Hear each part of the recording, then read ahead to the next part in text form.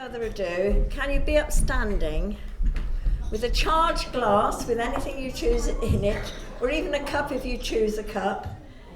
And for the first time in many years, well certainly in my lifetime, I'm going to toast His Majesty the King. Thank you. Quite novel, really. And I'm going to call upon Alan, who's going to give us the immortal memory, or his immortal memory. Thank you, Alan. Thank you, Jeanette. Thanks. Good evening. The purpose of this speech, as I understand it, is to give a testimony to the life and legacy of Rabbi Burns, and to give the reasons why Burns' memory is, to the end of time, immortal. Burns came from humble origins. He was born in the village of Alloway near Ayr on January the 25th, 1759. His life was actually quite brief. He only lived for 37 eventful years before his death in Dumfries in July 1796. But what an amazing life he packed into those brief years. In this speech, I wish to emphasise to you that Burns's greatness, which is not only celebrated by Scots at home and in exile like us here tonight, but by the whole world community. And this is predicated on his poetry and songs. Everything else, such as his love of women, his patriotism, his energetic personality, all these things are part of his genius as an extraordinary poet. Part of his flawed character too, yes. However, the sum of his parts made him into the great poet which we celebrate tonight. The wee Rabbi was a bright lad. He learnt to read early and benefited from his father's hiring of the services of a young schoolmaster, John Murdoch.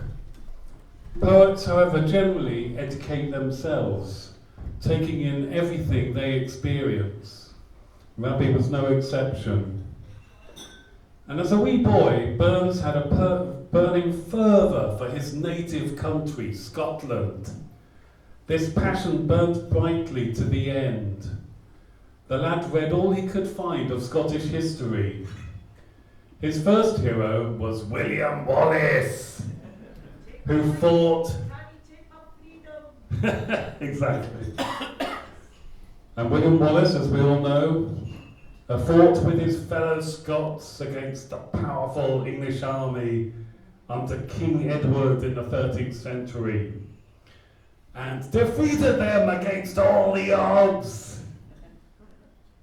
And his later poem, which was rendered into a song, became the anthem of Scotland for many years. And according to Neil Oliver, the Scots historian, whenever Scottish communities sang Burns's song, the English authorities felt very nervous and threatened. Here's a few words from that. Scots were hae with Wallace bled. Scots ham Bruce has after led. Welcome to your gory bed. Orte victory! It's great, isn't it?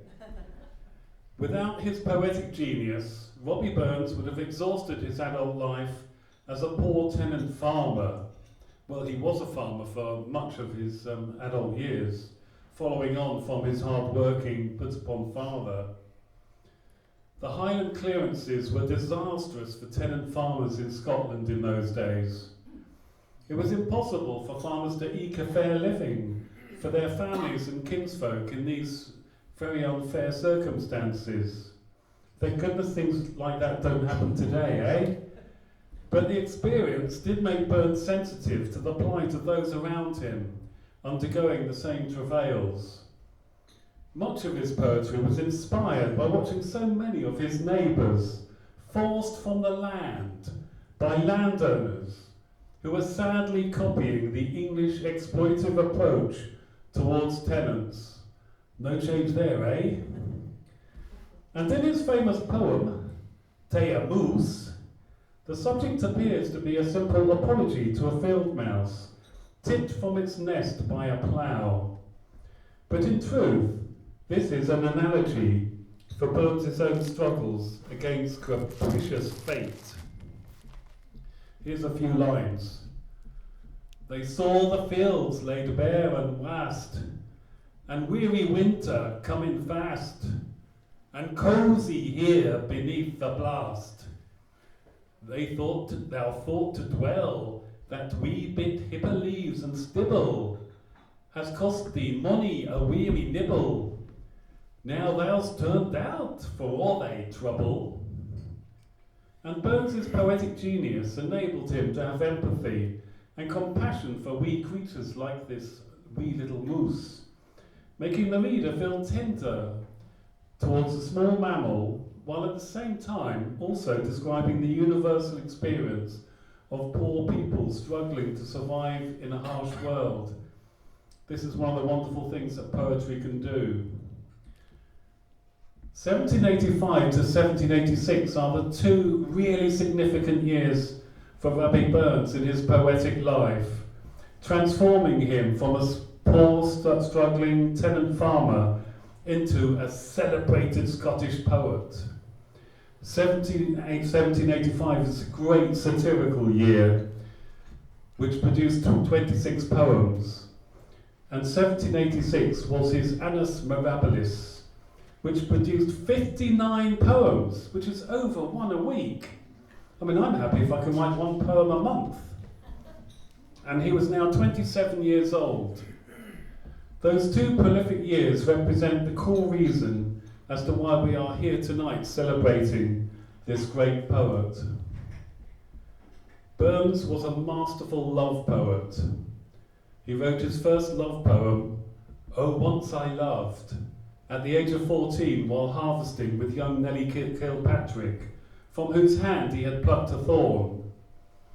Oh, once I loved a bonny lass, aye, and I love her still, and whilst that virtue warms my breast, I'll love my handsome Nell.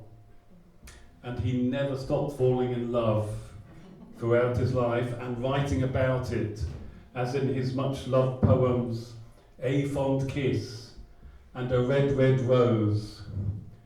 Till the seas gang dry, my dear, and the rocks melt with the sun, I will love thee still, my dear, while the sands of life shall run. Beautiful, aren't they, these words? But Burns was also a gifted nature poet. As a farmer's son, he did not idolise the country, but he did describe nature in its various forms, comparing natural things to his own state of happiness or gloom, as in And Mourn I Still on Many Dote. The wanton coot the water skims, among the reeds the ducklings cry, the stately swan majestic swims, and everything is blessed but I. And I watched a documentary about Burns the other night, in which a psychologist was saying that Burns probably suffered from depression throughout his life, and I think you can see that in lines like this. In Scottish politics, Burns held a romantic sympathy for the Jacobite cause, which was finally crushed forever at the Battle of Culloden in 1746. That was a mere 13 years before Rabbie Burns was born. As with many contemporaries in Scotland, Burns had an antipathy towards the English Hanoverian monarchy and its corrupt administration of Scotland. In politics, Rabbie Burns was a radical. He supported the American War of Independence alongside his slightly younger English poet counterparts, Wordsworth and Coleridge. They were also sympathetic to the French Revolution of 1789, but by 1795, Napoleon's Caesar-like leadership made them withdraw their support. It is evident in his poetry that Burns always had sympathy for the exploited, as in The Slave's Lament, in which Burns speaks in the voice of a person from sweet Senegal who was forced into slavery in Virginia. And he says, in the person of that person, "The burden I must bear, while the cruel scourge I fear, in the lands of Virginia, oh, and I think on friends most dear, with a bitter, bitter tear, and alas, I am weary, oh." Burns's deep and genuine feeling for the brotherhood of man is often recalled in A Man's a Man for All That. Is there for honest poverty that hangs its head and all that? The coward slave we pass him by, we dare be poor for all that. The rank is but the guinea stamp, the man's a gold for all that. And gold is gold, of course. And what Burns is saying in this poem and song is that I may not be a king, but I'm just as important as the king. You may be a peasant farmer, but you are just as important, or if not more so, than the highest politician in the land. I think that's a wonderful way to think about humanity. And the other special thing about Burns is that he kept the dialect alive with his insistence on writing his poems in Scots, even though his literary friends urged him to drop it for the more generally understood English. They thought he'd be more commercially accessible if he wrote in the contemporary English idiom. Yet despite this, as one scholar put it, Burns gets through to Don and Docker equally, to true blue as to red, and crosses seas and continents with ease. So surely part of Burns's poetic greatness consists in his use of Scots dialect, which we all love to read and listen to today. The other amazing thing about Burns, which I love because I love folk music, is that he revitalised Scottish folk song. We all know about people like Cecil Sharp and Ralph Vaughan Williams, who went around collecting the old English folk songs and tunes and then putting them into books. Well, Burns was doing that more than 100 years before. He researched diligently and preserved Scots songs and tunes for later generations. Otherwise, they would have been lost to posterity. The long history of the Scottish Church, I am sad to say, which was hostile to any form of popular song or music of the day, had taken a heavy toll on the self-expression of country people. Burns ensured that they were collected in book form, which was one of the first and finest collections of folk song of any European country. Many of his own poems were rendered into folk songs that the Scottish folk singers of our time liked to proudly sing in their repertoires, such as Eddie Reader and Dougie MacLean. We will hear some of these wonderful Burns songs this evening. The songs which filled the latter part of Burns's life were his crowning achievement and rescued Scottish folk song as a vital element of the nation's cultural life. As a person, it is well documented that Burns was far from being some saint poet. I think we have to address that. He loved women, but he respected the women that he befriended. He believed in women's rights, and he gave a speech in verse on that very subject at Dumfries Theatre in 1792.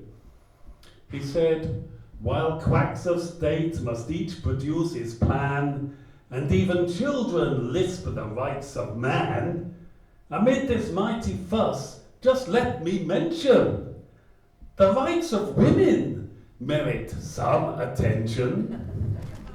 And he really meant it as well. In his wonderful poem and song, "Green Grow the Rashes O," and every time Jill sings this song, she smiles in the last verse. And I'll tell you why. Because Burns asserts in the final verse that nature, the creator, did not quite get it right in creating man. Look at me. Look at me. Exactly. But did get it right when nature created the lasses. All to nature swears, the lovely dears, her noblest work she classes, oh.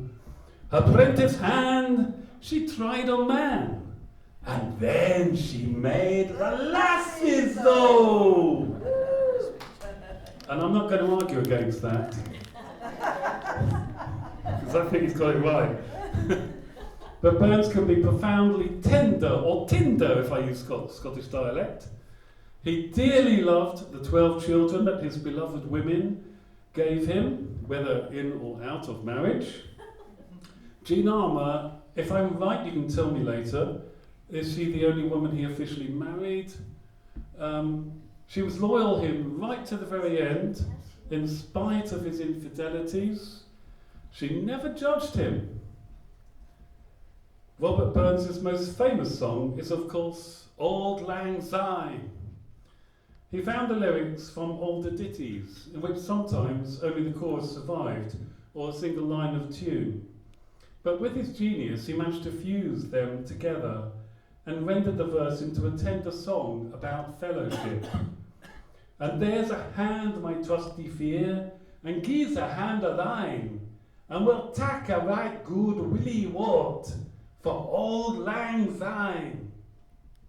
And on New Year's Eve at midnight, folks come together in a circle, not only in Scotland, but all around the world, from Ukraine to Kenya, from Shetland to Peru, to celebrate the fraternal warmth of being together as the new year opens.